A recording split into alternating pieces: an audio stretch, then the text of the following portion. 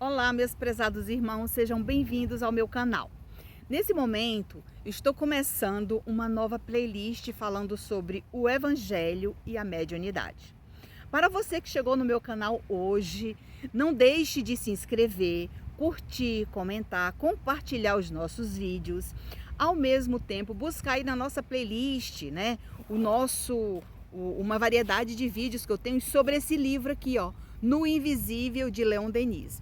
Eu vou estar fazendo alguns comentários sobre esse livro, que ele é fundamental para você que é médium, para você que está descobrindo a mediunidade, para você que está aqui no nosso canal, que chegou agora para assistir as nossas reflexões sobre o Evangelho.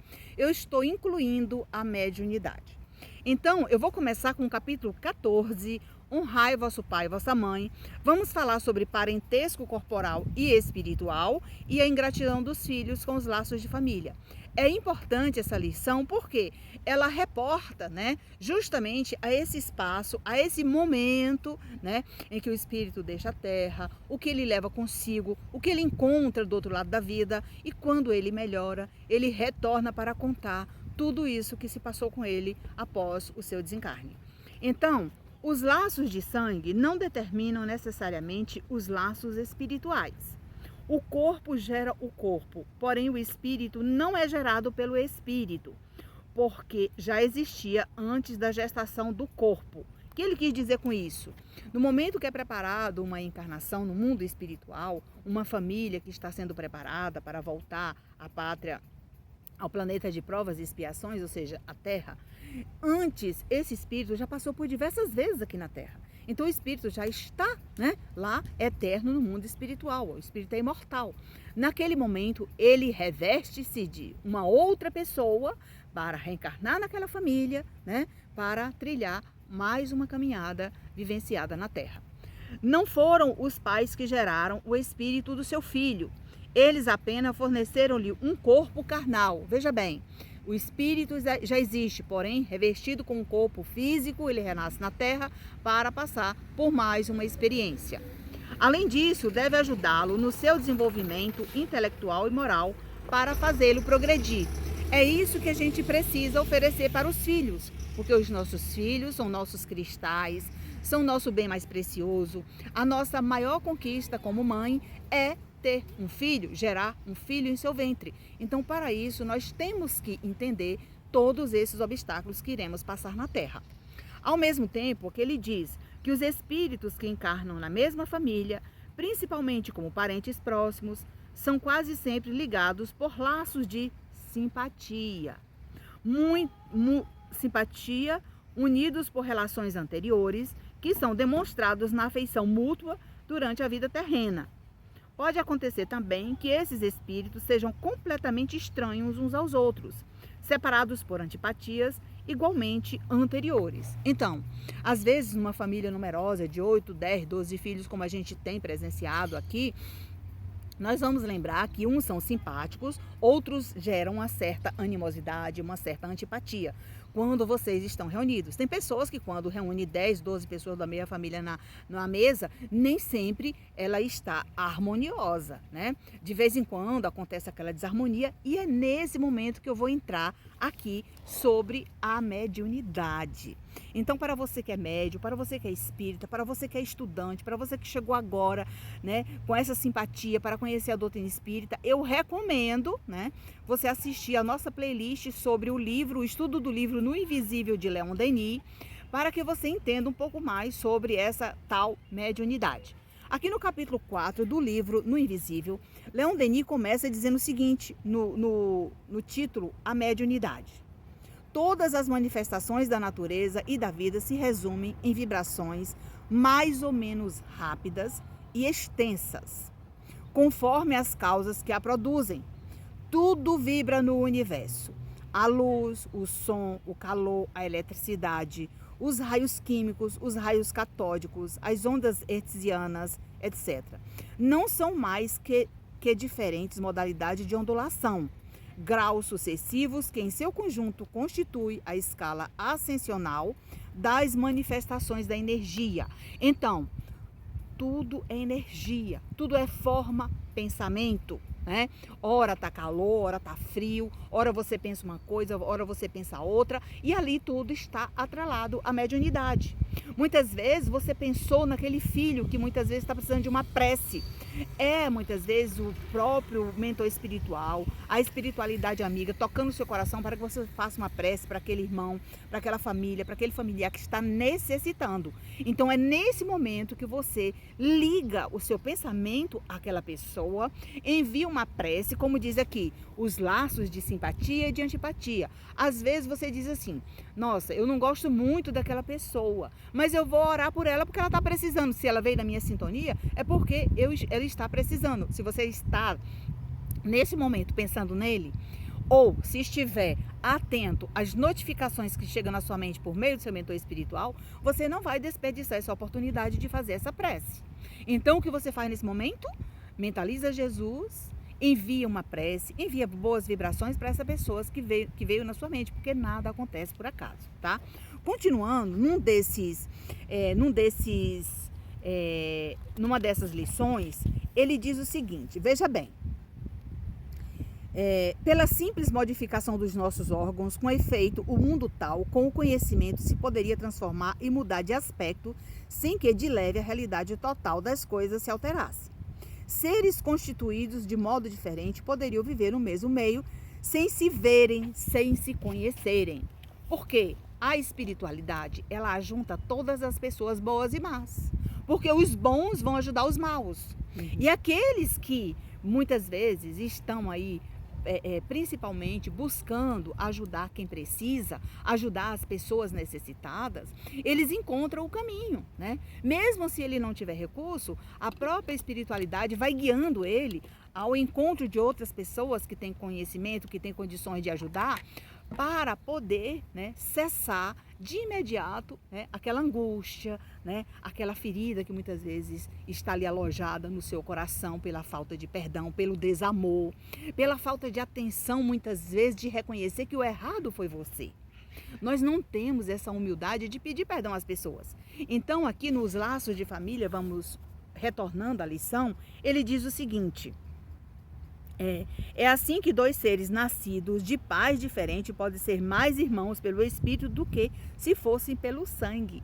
Porque muitas vezes aquele espírito que renasceu naquela família, né, eles já foram irmãos numa outra vida, numa outra família. Porém, nesta vida, pode ser pai e mãe, né, pode ser avô, pode ser irmão, pode vir de uma outra maneira, mas ele escolheu ainda vir naquela família para que fosse cessado aquela vontade de permanecer ali, né? Numa outra lição aqui da ingratidão dos filhos com os laços de família, nós vamos ler o seguinte: Santo Agostinho nos convida a essa reflexão. E eu deixo aqui como sugestão que você continue relendo e lendo, estudando esse capítulo 14, honrai vosso pai e vossa mãe, justamente para que você possa compreender a dificuldade que você está passando hoje na Terra com a sua família. Porque esse aprendizado, ele é infinito. Nós somos estudantes eternos. Nós não sabemos nada, estamos aprendendo juntos, tá? A ingratidão é um dos frutos imediatos do egoísmo. Tem aquela pessoa egoísta, às vezes está aí dentro da sua casa, né? Entendeu? Tudo é meu, ele não conjuga o verbo da segunda pessoa em diante, é tudo na primeira pessoa, né? Essa tábua é minha, esse livro é meu, essa roupa é minha, tudo bem, é seu, você adquiriu, você construiu, você adquiriu com dificuldade, mas custa você partilhar com outra pessoa, às vezes um livro, uma roupa, uma doação. Então, nesse momento, esse verbo conjugado na primeira pessoa, ele destaca e define aquilo que você é, uma pessoa egoísta.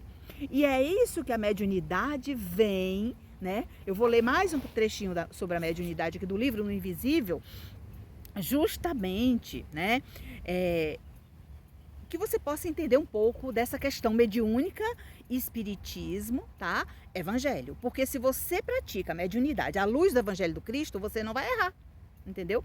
Você está equilibrado mediunicamente para servir. E neste momento aqui, estudando conosco no nosso canal, você vai aprendendo devagarzinho como lidar com essas diferenças, com essa dificuldade que vai surgindo ao longo do tempo, né?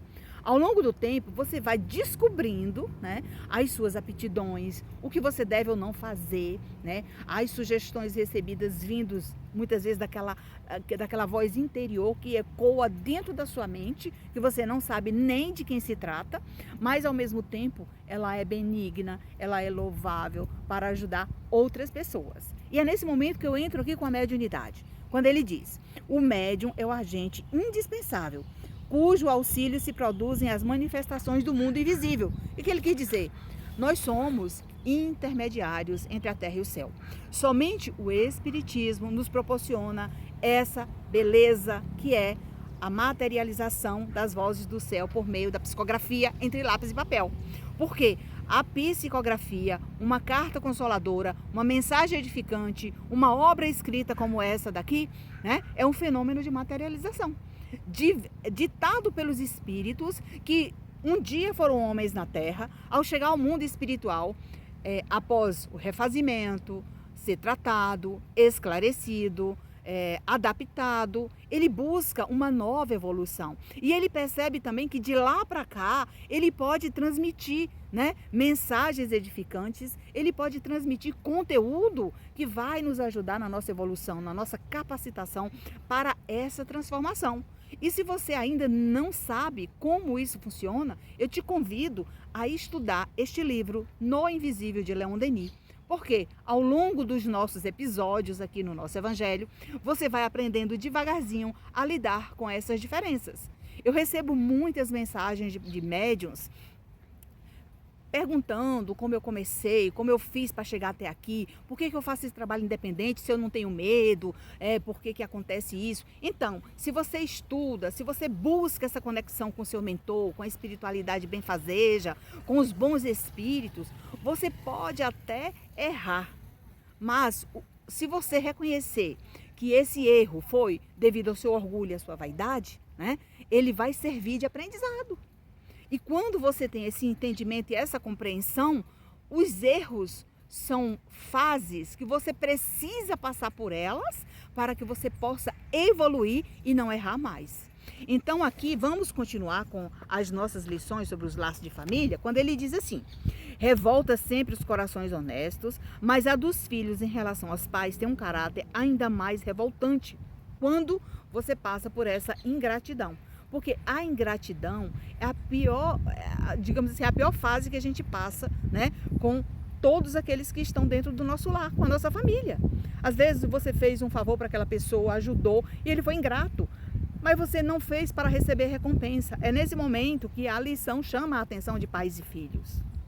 Os laços de família, gente, eles se ajuntam tanto aqui na terra como no mundo espiritual.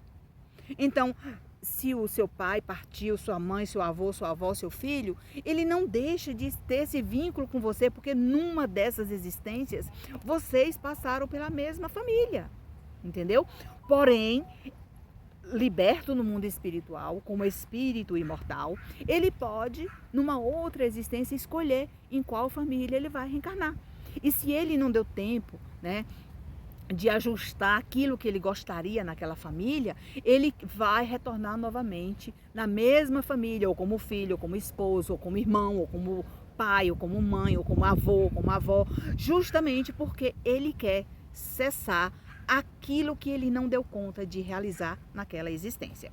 E aqui ele diz: quando o espírito deixa a terra, leva consigo as paixões ou as virtudes de sua natureza e vai para o espaço se aperfeiçoar, ou permanece estacionário até que deseje esclarecer-se. Pois é, tem muitos espíritos que chegam na nossa sintonia, que desencarnam, e eles ainda não estão preparados para escrever, ainda estão com o coração carregado de ódio, né, de orgulho, de vaidade, ainda está com o coração ferido, aquela ferida ainda não cicatrizou. E é nesse momento ele começa a interferir até mesmo na sua família aqui na Terra, caso ainda estejam encarnados. Então, nesse momento é que entra a mediunidade, isso que a gente está esclarecendo aqui para você, junto com Leon Denis.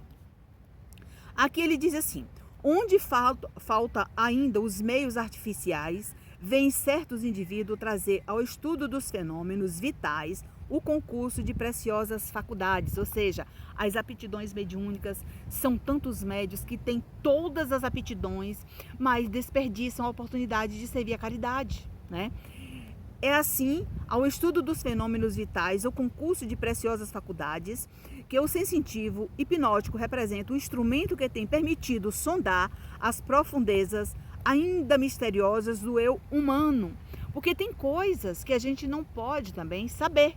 Porque nós viemos, né, como diz aqui no Esquecimento do Passado, numa das lições do Evangelho, né, esse véu do esquecimento, ele é fundamental para que você não fique lembrando de outra vida. Quando você está preso ao passado, você não caminha para o presente. Você precisa evoluir, precisa caminhar, precisa melhorar. E aqui ele diz, o médium vem, por sua vez, desempenhar um papel essencial no estudo dos fenômenos espíritas, participando simultaneamente por seu invólucro fluídico da vida do espaço e pelo corpo físico da vida terrestre. É ele o intermediário obrigatório entre os dois mundos. Por que ele fala que é o intermediário obrigatório? Porque nós, médiuns, encarnados aqui na Terra, né, ou seja, vivos, né, talvez você não entenda essa parte, vivos aqui na Terra, o que acontece nesse momento? Nós vamos lembrar que é através do fluido vital que a espiritualidade retira do médium presencial, do médium vivo, né, o necessário para curar as feridas daqueles espíritos que estão no mundo espiritual. Então você produz o ectoplasma, produz essa energia curativa, essa energia vital para curar as feridas daqueles que estão se refazendo no mundo espiritual. Então por isso há necessidade desse intercâmbio para que você possa ao mesmo tempo auxiliar os espíritos que vierem na sua sintonia por meio, né, de uma equipe que tenha responsabilidade atenta ao trabalho mediúnico para servir a caridade.